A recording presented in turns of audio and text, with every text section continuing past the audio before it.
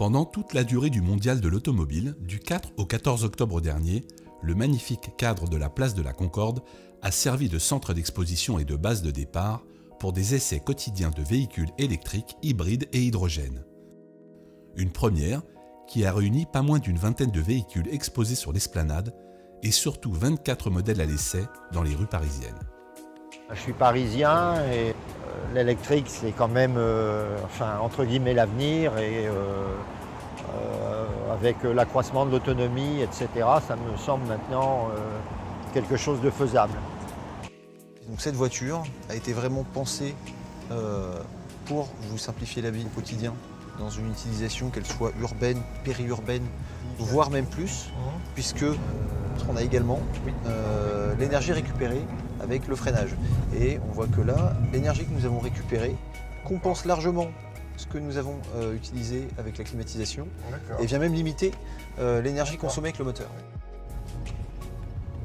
En 0 à 100, on va être dans les 8 secondes à peu près. Non, c'est correct, oui. Vous l'avez senti de toute façon avec l'avantage de l'électrique. Je pensais que c'était quand même plus péchu, mais bon.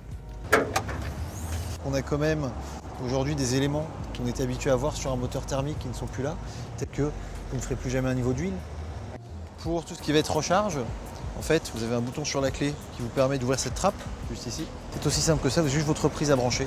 Je pense que quand même pour ce qui est périurbain et le reste, je pense que l'hybride a plus sa place. Le véhicule électrique aujourd'hui, il n'est pas totalement propre.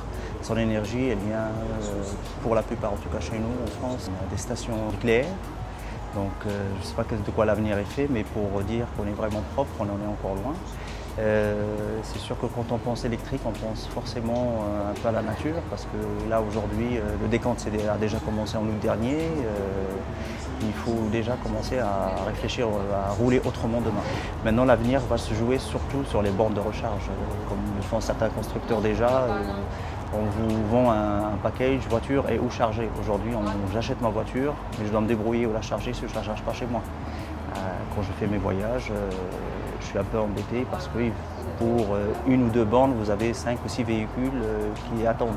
Même si l'on peut regretter l'éloignement du salon de l'automobile et de la moto, qui, eux, se tenaient à la porte de Versailles, et le peu de fréquentation sur cette originale première manifestation, c'est un peu à l'image de ce que représentent les immatriculations de véhicules propres chaque année. Soit moins de 2% de l'ensemble, c'est-à-dire encore trop peu. Mais la voie verte est ouverte et progresse chaque année.